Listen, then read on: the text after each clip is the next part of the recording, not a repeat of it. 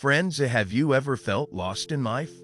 Ever faced a situation where you didn't know what's right or wrong? Where confusion clouded your vision, and your heart was heavy with doubt? If yes, then let me tell you, you're not alone. Thousands of years ago, on the battlefield of Kurukshetra, a mighty warrior named Arjuna stood paralyzed with fear, caught between duty and emotion, frozen in uncertainty. And in that moment of despair came the timeless wisdom of the Bhagavad Gita. Today, I want to take you on a transformational journey.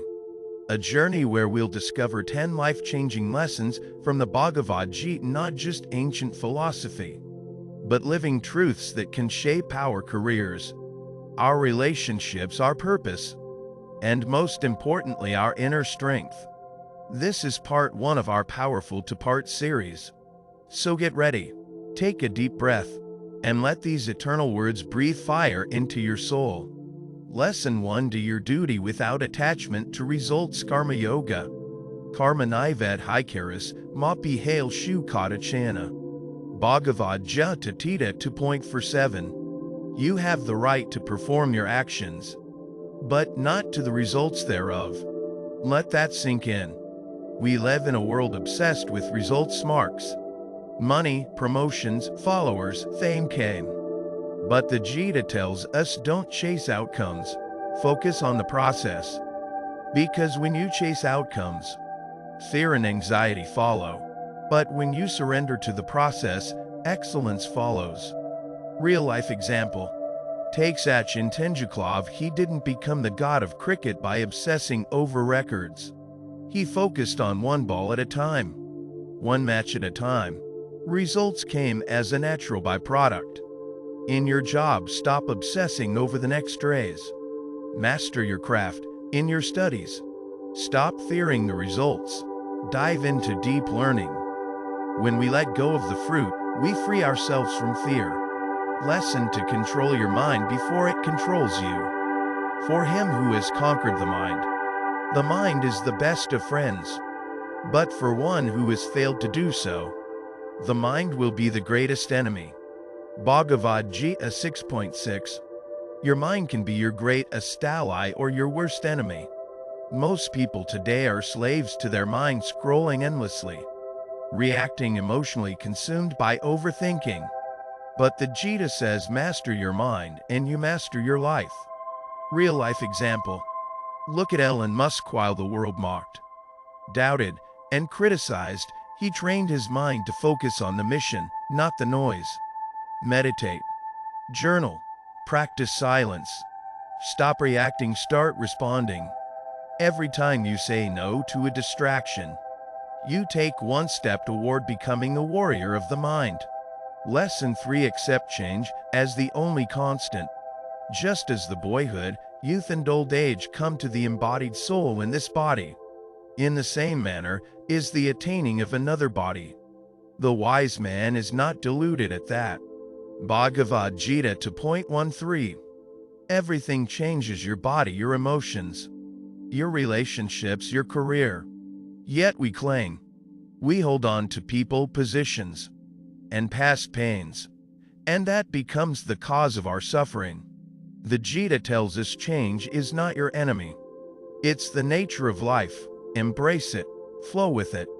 Real life example. When Ms. Dhoni retired from Test cricket mid-series. Real life example. When Dr. APJ Abdul Kalam's first rocket launch failed, he didn't quit, he stayed calm, learned, and rose again to become the missile man of India. When you don't let failure define you, it cannot defeat you. The next time you face rejection, smile. Say thank you. Learn and move forward. When you develop samiti via equanimity, you become unshakable. Lesson 5: rise above of ego, be a servant leader.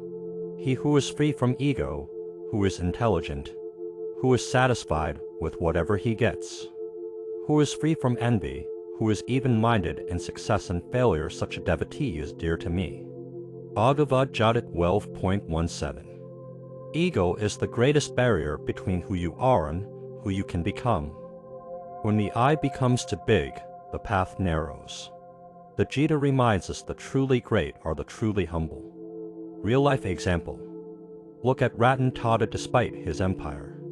He lives simply, speaks kindly, and always focuses on service above self.